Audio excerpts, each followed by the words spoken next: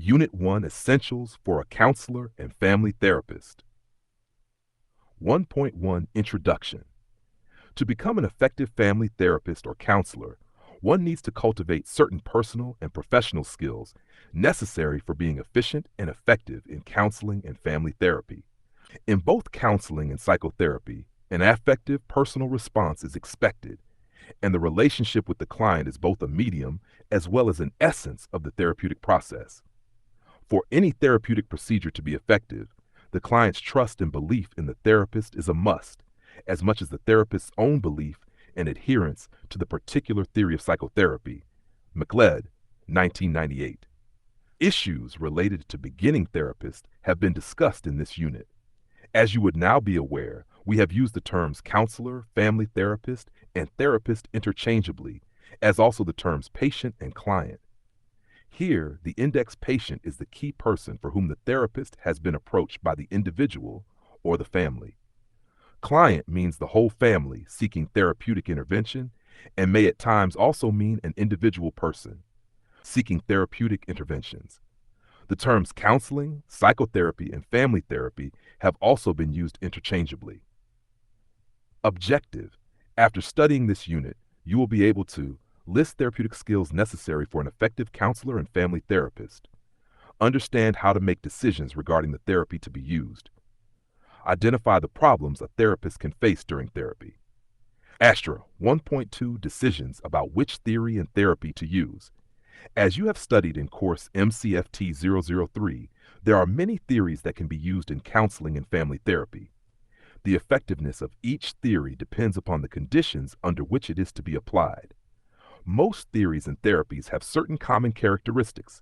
Grenkavage and Norcross, 1990, suggested the major common characteristics among all therapies as follows. 1. Client characteristics. Most clients have positive expectations from therapy regarding the alleviation of their distress. 2. Therapist qualities. Qualities advocated by most theorists include warmth, empathy, and acceptance. Through change processes, therapy provides opportunities for catharsis, practice of new behaviors, and fosters awareness among clients. 4. Treatment structure. All theories use specific techniques, a healing setting, and adherence to a particular theory. 5. Relationship elements. In all therapies, there is alliance formation and transference taking place in the therapist-client relationship. Frank, 1974, identified the following 4 shared features of successful therapies. 1. It is a relationship in which the client has confidence in the therapist's competence and desire to help them. 2. The setting for therapy is defined as a place of healing, and therapy arouses the client's expectation of help. The setting contains defined boundaries. The setting contains defined boundaries of place and time, providing a safe space to discuss one's problems. 3. The therapy is based on a rationale or myth on which an explanation of illness and health, deviancy, and normality is given. 4. The therapy provides a task or procedure requiring effort from the client outside the therapeutic setting. According to Frank, these factors lead to the success of therapy, since therapy provides clients with new opportunities for learning at both cognitive and experiential levels. It gives clients hope for change, fosters a sense of self-efficacy, provides understanding, and elicits emotional arousal, which is an important factor in facilitating therapeutic change. Thus, any therapy may be chosen based on the type of problem, client characteristics, therapist attitude, goals of therapy, and the role conceptualized for the client during therapy. Hashtag 1.3 Issues and Concerns for beginning counselors and family therapists. As a counselor and family therapist, you would enter into an arena that is new to you. You may experience fears and worries about the new role you have to play. Bernard and Goodyear, 2004, stated that beginning counselors often experience fears and worries about their new role. These concerns include managing stress, personal issues, managing anxiety, and bridging the inevitable gap between theory and practice. T. and Hawkins, 2005. The concerns of beginning therapists are discussed below. Managing stress and personal issues. Managing stress is a key factor in how you manage your life later. As a student at IGNU, you may have stress related to the different roles you play, such as managing your time, financial matters, study-related issues, familial roles, competition, and personal problems. In addition to these, there may be many issues related to counseling that impact the self. Hazler and Kotler, 1994, listed the following common unresolved issues that many counselors experience: being adult children of alcoholics. 2. Being victims of childhood sexual, physical, or verbal abuse. 3. Undergoing a separation, divorce, or other family problems. 4. Living through an age-related developmental transition. 5. Being a substance abuser or having other addictions. 6. Living through culture, race, or gender-related developmental transitions. 7. Lacking self-esteem. 8. Dealing with dependence-independence issues with a significant other. Anxiety in all forms affects individuals. Anxiety about competency and evaluation is critical among beginners. Managing the theory-practice gap. Beginner counselors often realize that there is a gap between theory and practice, which can only be bridged through experience. Identifying a perfect theory and intervention strategy and the need to be perfect can sometimes hamper the counseling or therapeutic process. Confidentiality issues. Beginning counselors, like experienced therapists, must preserve the confidentiality of their clients. In some situations, an ethical crisis may also arise. Boundary issues. In some cases, counseling may be required by someone related to the counselor.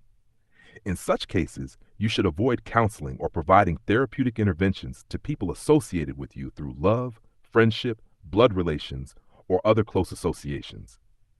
1.4 Needs of counselors and psychotherapists. Bradshaw's Taxonomy of Social Needs, 1972, provides a framework for defining the needs of counselors and psychotherapists. These are discussed below. 1.4.1 Normative Needs. Normative needs constitute the different sets of standards laid down by various professional bodies of counseling and family therapy organizations. These needs vary among all professional bodies based on their theoretical orientations, social responsibility, cultural differences, and methods of evaluating effectiveness. 1.2 Felt Needs. According to Bradshaw, felt needs are what individuals think they want, but these are limited by individual perception and subjective experience, representing an inadequate measure of real need. 1.4.3 Expressed Needs. Expressed needs are the needs articulated by individuals. Especially during training, therapists may sometimes express their need to better understand their clients and to develop expertise in dealing with their clients' problems. 1.4.4 Comparative Needs. Comparative needs refer to the necessity of comparing the characteristics of various counseling and psychotherapy practices. 1.5 Skills of a Counselor and Family Therapist. This section contains specific skills that should be present in an efficient and effective counselor and family therapist. 1.51 Therapeutic Skills. Therapeutic skills are the skills that should be present among individuals practicing counseling, psychotherapy, or family therapy. Many of the skills discussed below need to be developed in counselors and family therapists, irrespective of the theory they apply or their theoretical orientation. Rogers, 1957, and Truex and Kharkov, 1967, identified 3 qualities essential among counselors: empathic understanding, unconditional positive regard, and congruence, along with their accurate communication. Later, Kharkov, 1969, added 4 more skills: concreteness, self-disclosure, confrontation, and immediacy, as essential for counselors. Ivey, 1971, introduced the concept of micro-skills among counselors, identifying clearly distinct discrete behaviors such as attending, paraphrasing, reflection of feeling, and summarizing as essential skills to be learned. Kagan, 1975, developed the Interpersonal Process Recall, IPR, system of training. In this method, skills of internal awareness are developed. The trainee is guided while they review their video or audio recorded sessions with clients. This method aims to encourage counselors to become more aware of the interaction process, interpersonal behavior, their own thoughts, and sensations through the recall method. However, it is a time-consuming method. Kerpius, 1986, delineated 4 key elements on which the counselor-client relationship is built: human relations, social influence, skills, and theory. Human relations are based on empathy, respect, and genuineness. 1.5.2 Interviewing Skills. Skills are an important criterion in interviewing and are developed with experience. Egan, 1988, listed the following skills as essential for effective counselors therapists: establishing working relationships, basic and advanced communication skills, helping clients challenge themselves, problem clarification, goal setting, program development, program implementation, ongoing evaluation. 15.3 Personal qualities and skills. Certain common characteristics make a person a good counselor. These characteristics, skills, attributes, and qualities contribute to being an efficient counselor and family therapist. According to Hamron and Polson, the characteristics of a good counselor include understanding, a sympathetic attitude, friendliness, a sense of humor, stability, patience, objectivity, sincerity, tact, fairness, tolerance, neatness, calmness, broad-mindedness, kindness, pleasantness, social intelligence, and poise. Robert E. Farson, 1954, found that tenderness, gentleness, receptiveness, and passivity are fundamental characteristics among counselors. According to Hackney and Cormier, 2001, there are 5 personal qualities found in effective counselors. 1. Self-awareness and understanding. 2. Good psychological health. 3. Sensitivity to and understanding of racial, ethnic, and cultural factors in self and others. 4. Open-mindedness. Additionally, Cormier and Hackney, 2005, emphasized the importance of a counselor's ability to promote the welfare of the client. According to Steffler and Stewart, the essential qualities of a counselor include: 1. Ethical behavior. Ethical values are of prime importance. A counselor should maintain confidentiality regarding the information obtained from the client. Full faith and trust in the counselor help establish a cooperative relationship with the client. 2. Intellectual competence.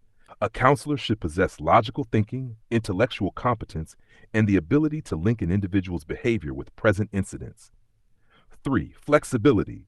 A counselor should be flexible with the changing thought processes of the client. 4. Sensitivity. A counselor should be sensitive and sincere in their job. They should be honest and aware of their responsibilities. 5. Acceptance. A counselor should accept what is narrated by the counselee. 6. Understanding. By accepting the counselor provides understanding and helps the counselee achieve self-acceptance. At 1.5.4, interpersonal skills. Interpersonal skills are the characteristics that determine how counselors relate to clients. Egan 2002 enumerated qualities like empathy, respect, genuineness, and the promotion of client empowerment and self-responsibility. Interpersonal skills also include listening and hearing skills in communication, as well as the ability to communicate competence and trustworthiness. Establishing a collaborative and respectful relationship with clients is important. Norcross 2002. 1.5 Objectivity skills. The counselor or family therapist needs to remain objective even when becoming part of the client's life and world. According to Cormier and Hackney 2005, the counselor must be able to listen, comprehend, relate, think through, recognize connections and contradictions, conceptualize within the theoretical framework, react, instigate, support, challenge, and empathize, all within the span of a counseling session. These conceptualization skills involve the ability to be reflective about one's work, about clients, and their issues while maintaining a spirit of inquiry. 1.6 Intervention skills. Therapeutic interventions used by the counselor or family therapist require specific skills related to thought processes or behavior. Some skills are universal across clients, while others are client-specific. 1.5.7 Cultural competence skills. Therapists and counselors should develop skills to address cultural issues and viewpoints and provide culture-specific therapy. Cultural competency for one culture does not guarantee success with another. A deeper understanding of the client's culture is essential to better understand the family. As a therapist, you must research and update your knowledge about the client's cultural background without the client realizing your initial lack of insight. If necessary, you may postpone a session to learn more about their cultural ethos before meeting them. 1.5.8 Qualities of counselors and family therapists. Let us now examine the qualities or characteristics needed for an efficient counselor or family therapist. Empathy. Empathy involves active listening, focusing on both expressed and unexpressed feelings and meanings experienced by the client. Empathy is considered a key element by various researchers. It influences the content, emotional tone, and language style of the client. Ivy, 1988, identified three types of empathy. One, subtractive empathy. The counselor's responses subtract or take something away from the client. Two, basic empathy. The counselor's responses parallel the client's statements. Three, additive empathy. The counselor expands or adds to the ideas and feelings of the client. Respect. Therapists should respect clients and uphold their personal dignity. Caring. Therapists should demonstrate care for the client and value the information provided by them. Warmth and acceptance. Counselors and therapists should express warmth towards their clients and accept them as they are, without imposing conditions for change. Genuineness. Counselors should express genuine feelings with clients and occasionally share relevant personal experiences or feelings. Influence. Counselors should effectively influence clients using power or social influence to encourage change. Positive regard. Therapists should show positive regard towards clients. Clients should feel their views and ideas are received appreciatively and that their problems are unique and worthwhile. This fosters a basic sense of worthiness through the therapist's genuine warmth, positive attitude, and respect. Self-disclosure. Therapists should be open to self-disclosure in front of clients. Self-disclosure involves discussing relevant issues related to the client, the therapist's role in therapy, providing feedback and reactions without focusing on oneself. Curiosity. For a counselor or therapist to help the client, they must be curious. They need to explore various relationship issues and family dynamics that may seem irrelevant to the client, but are crucial from a therapeutic point of view. Generally, the client may habitually focus on areas of immediate interest or problems. However, your role as a family therapist is to ask questions about other aspects of their life, to draw conclusions about persisting, maintaining, and precipitating factors related to the problem. Interpretation. You should be able to interpret the data received with insight and understanding, considering both the problem and the theoretical orientation that best addresses it. Reinforcement. You should reinforce positive behavior in your clients. Any attempt by the client to answer difficult questions or face anxiety-provoking issues should be encouraged with statements like, "I understand how difficult it is for you to face this situation and answer this question." Tasha, relaxation technique. You should be able to use relaxation techniques for yourself to release tension and guide your client in using appropriate relaxation techniques where necessary. Dealing with inadequate progress. As an efficient counselor or family therapist, you should remember that some clients may drop out before completing therapy. Some may struggle to confront or face their problems, and therapy may not always yield the desired effect. In such cases, reassure yourself and support your client. A family therapist should be an active listener, using open-ended questions whenever possible. This gives the client more opportunity to speak while the therapist listens for cues, feelings, and expressions. Reflections.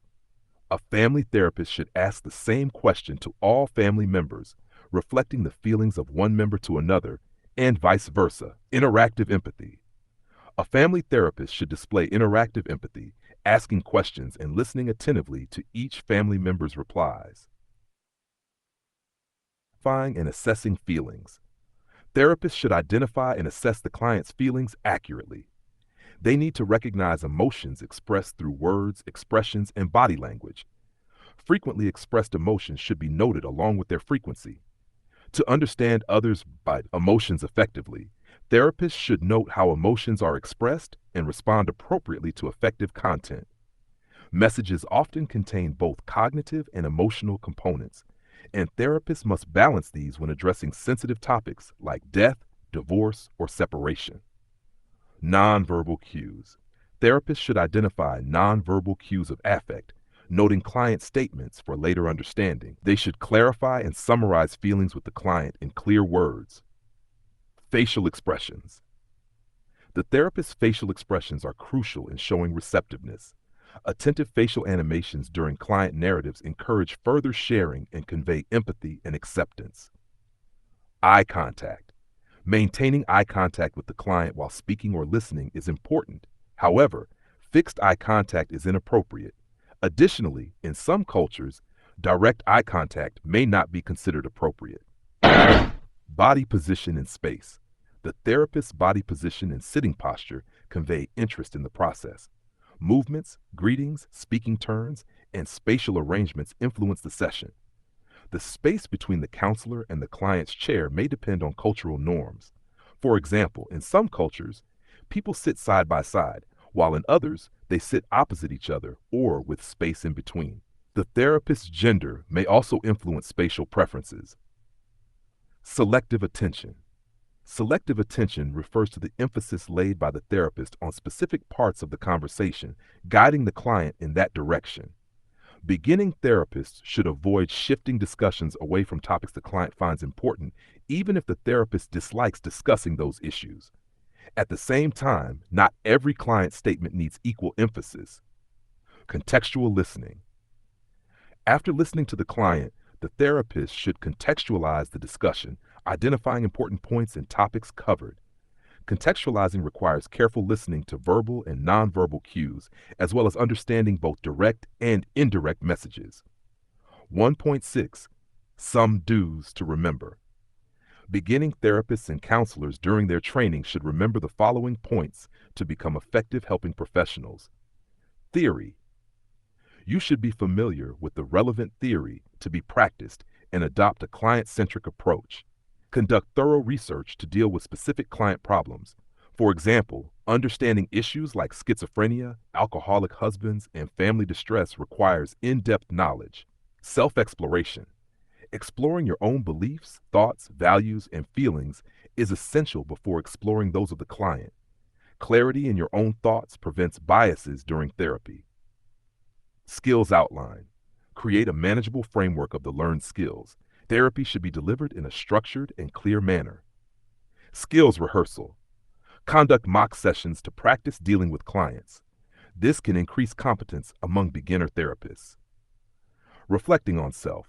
Self-evaluation and reflection should be emphasized and regularly practiced by the therapist. Relate practice to theory. Applying theory in real-life scenarios can be challenging and often requires supervision, especially in the early stages. Application to real life. Therapeutic skills learned should be applicable to one's own life, making the therapist more effective both personally and professionally. Continuous learning. Learning is a lifelong process. Stay updated on changes in research and developments in treating various psychological problems. 1.7. Some don'ts to remember. There are common mistakes therapists may make during therapy, especially beginners. Here is a list of some key don'ts to remember during therapeutic interventions. Don't moralize to your clients. Don't compare your client's experiences with your own life. Don't conclude prematurely. Avoid reaching conclusions based on incomplete knowledge or information. Pay attention and listen more. Don't criticize or be judgmental about how the client has dealt with their life or problems. Don't forget to assign home tasks or assignments for your client to complete. Don't overhelp. Avoid providing ready-made solutions. Instead, help the client arrive at solutions themselves. Don't underhelp. In acute crises such as death, job loss, or natural calamities, provide immediate support to help clients cope. Don't ignore research. Collect relevant information to address your client's specific problem. Different problems, even within the same category, e.g. alcoholism, may require varied approaches based on client demographics, such as age or socioeconomic status. Don't overjudge yourself. Self-reflection is important, but avoid guilt or excessive self-criticism if you miss something. Plan to address it in the next session. Don't skip feedback. Regularly collect feedback from your client about the sessions and the therapy's progress. If working with a co-therapist, discuss the case together. Don't neglect supervision. Discuss the case in detail with your supervisor or co-therapist to refine your approach. Don't rush the diagnosis. Conduct thorough assessments and interviews to avoid misdiagnosis. Don't develop personal attachments. Stay neutral toward your clients. Avoid liking or disliking them. Don't alienate family members. In family therapy, consider all family members' viewpoints, whether present in the session or not. Don't delay giving your opinion. Provide timely input so the client benefits from the sessions without unnecessary delays. Don't resolve problems too quickly. Allow time to reflect and fully comprehend the problem before forming conclusions. Don't ask why questions. Phrase questions in ways that encourage exploration without making the client defensive. Don't fake empathy. Be genuinely empathic in your approach. Don't overplan sessions. Stay open to new revelations from clients during the sessions. Don't forget to evaluate progress. Continuously assess your client's progress in therapy. Don't terminate too early or too late. Know the right time to terminate therapy. Prepare the client for termination in advance to ensure a smooth transition. Hash 1.8 Common Therapist Traps. Counselors, psychotherapists, and family therapists often get stuck in particular interaction patterns with their clients. It is generally noticed during the counseling process that one family member dominates the interview by responding more, expressing emotions more, and drawing the therapist's focus disproportionately toward them. Donahue et al., 2006 p. 28-30, describe various problematic interactions as traps for the therapist. These are discussed below. 1. The question-answer trap. 2. The taking sides trap. 3. The expert trap. 4. The labeling trap. 6. The blaming trap. Tarot point 8.1. The question-answer trap. In this trap, the therapist asks a series of questions one after the other, leaving space only for short answers from the client. Here, the client assumes a passive role while the therapist takes an active role, which hinders the therapeutic process. To avoid this trap, therapists should use open-ended questions, allow clients to complete sentences or formulate detailed replies, enhance listening skills, use reflection to engage with the client's narratives. Tash 1.8.2, the taking sides trap. In this trap, the therapist may side with a family member client who is more responsive, attends therapy regularly, follows recommendations, or expresses themselves openly and emotionally.